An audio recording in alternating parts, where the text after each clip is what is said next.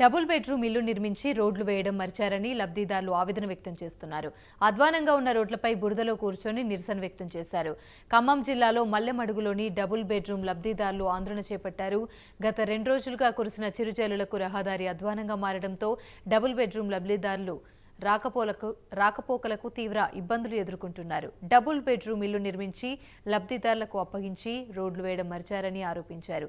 అధ్వానంగా ఉన్న రహదారిపై లబ్ధిదారులు బురదలో కూర్చొని నిరసన తెలిపారు.